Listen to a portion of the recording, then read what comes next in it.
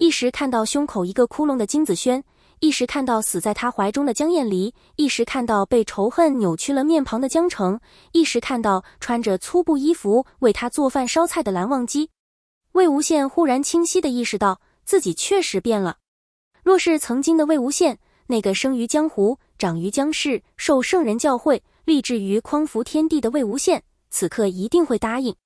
然而如今，他只是呆呆地看着精灵，许久之后才听到自己沙哑的声音木木地说：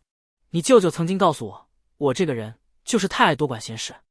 精灵年轻的眼中似乎涌上了本不属于他的仇意。我觉得他是对的，春去秋来20年，我死而复生，学会的唯一一件事情就是不要多管闲事。说出这句话之后，魏无羡觉得一口气忽然松了，那口气横亘在他胸口许久，从他被困于屠戮玄武洞之时开始，许多梦魇始于一份执着，而今那份执着散了，他感到前所未有的轻松，嘴角甚至微微向上翘。厮杀声仍旧铺天盖地，仙门与金家已是你死我活的局面。魏无羡抬起头，透过破旧的营帐，看到外头血色的天空，阴沉沉的云朵压在头顶，叫人透不过气来。可是若是走出去，走出不夜天，仍旧是蓝蓝的天，白白的云。四季变换，天雨天晴，春日播种，秋日丰收，无论仙门繁盛还是没落，无论谁当权谁落败，这世道总不会变。他只想要做自己，归身田园，自由自在。如果身旁能有蓝湛在。魏无羡咧嘴笑了，眼中荡漾着明快的期盼。他转过身走出营帐，走向那厮杀。精灵在身后呼唤：你要去哪里？魏无羡侧过头，坚定地说：我去拿回阴虎符，这样蓝湛就不用再被责任牵绊了。这回不是为了什么天下大义，什么仙门百家，只是为了蓝忘机而已。精灵似乎明白了，却并不完全明白。他急急地想跟上去，想问魏无羡难道不想查明真相吗？到底是谁安排了在姑苏城外的刺杀？到底是谁安排了传送阵？又是通过何种方式把他们送来不夜天城？可穗华却忽然金光大盛，一道似有若无的力量拦住了他，不让他再去战场。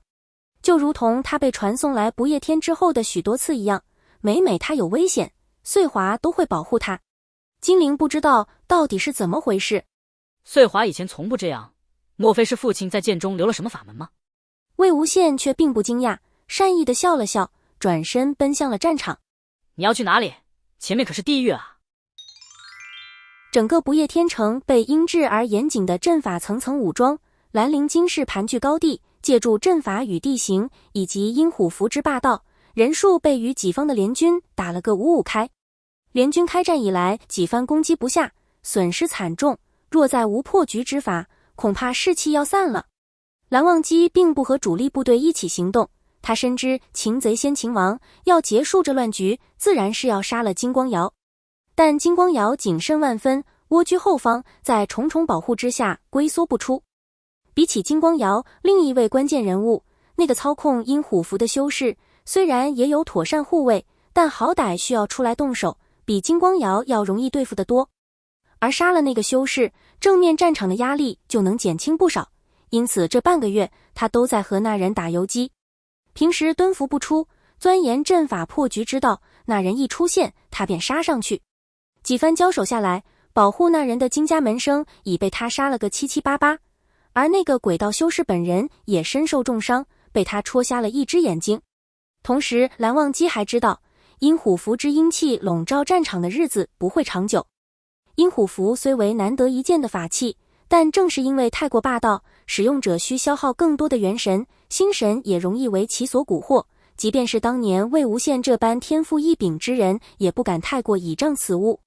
如今金家的这位鬼道修士比魏无羡可差得远，即使抓了不少联军俘虏去给他做养料，也撑不了太久了。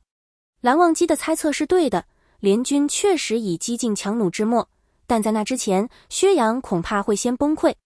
薛洋蹲在一条战壕里喘着粗气，浑身上下已经找不出多少好皮，黑色衣服上上下下渗着血，硬邦邦地织在皮肉上。周遭没有一个人，金光瑶派来保护他的人已经全被蓝忘机杀光了，即便用阴虎符唤醒再战，也扛不住碧晨蛮不讲理的将他们全部砍成碎块。这位素有美名的韩光君竟是个如此狠毒的杀手，倒是颇让薛洋意外。他抬起头仰望那昏昏沉沉的天空，不合时宜地想：这仙门百家五湖四海，恐怕真正表里如一、心善可欺的，只有在驿城里抹了脖子的那位倒霉蛋了。他将手伸入袖子里，想了想，又把手伸出来，仔细在战壕粗糙的石头上蹭了蹭，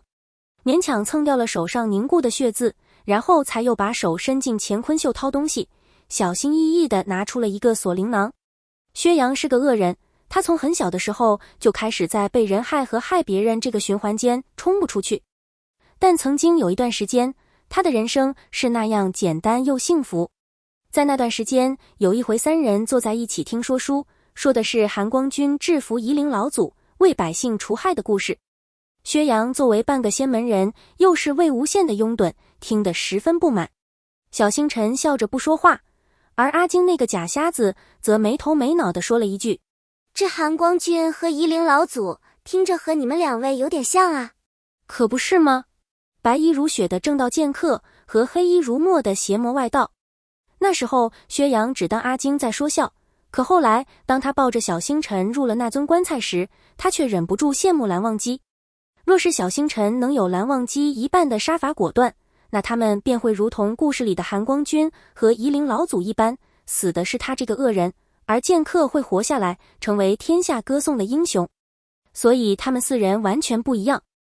但是在被金光瑶接回兰陵京室后，金光瑶告诉他蓝忘机星月魏无羡。薛洋嘲讽地笑了笑，温柔地抚摸那锁灵囊，干净的没有一丝血迹，心想阿金原是对的，他们四人确实很像。可还没等他再将锁灵囊收回去，一阵霸道至极的剑气便铺天盖地而来，卷袭着说一不二的杀气，就是奔着将他一劈为二的势头来的。完全靠着刀口舔血的本能，薛洋护着锁灵囊，勉强向一旁倒了几寸。鲜血炸开来，还未来得及感受到疼痛，薛洋便瞧见他的一条胳膊飞了出去，断手中还紧紧攥着那个一如崭新的锁灵囊。时间似乎被拉长，薛洋透过他的那些炸在眼前的还未散去体温的鲜血，清晰地看到了从天而降的蓝忘机，半个身子浸在血中，巨大的断口摩擦着粗粝的地面。薛洋倒在地上，看着蓝忘机弯腰拾起了锁灵囊，只觉得体内剩下的那些血液都往眼中冲，失控的大喊：还给我！蓝忘机当然不会理他，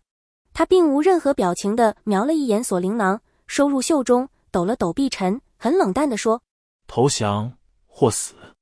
他说的这样简洁又自信，而他也确实有资本这样简洁而自信。长达半个月的追杀与躲藏，在蓝忘机斩断了金光瑶给予薛洋的一切庇护之后，这场闹剧终于要结束了。许多目光都聚集在此处，无论是联军还是金氏都明白，若是没有了阴虎符，这场战争也就快结束了。蓝忘机一直在期盼这一刻，在战争开始之前，他就已经对他兄长表达了去意，此来只为报答家族恩情，自此之后与心爱之人远走天涯。薛洋仰天大笑，强撑着失血过多的晕眩，一时只觉得对这世道的所有恨意都聚化在了眼前这位韩光君身上。他是仙门百家制度森明的缩影，是被规矩门第束缚的木偶代表，是爱但不敢爱的另一个自己。薛洋喊道：蓝忘机，你这个懦夫，他活着时你不敢站在他身边，他死了后你不敢为他说一句话，哈哈哈，废物！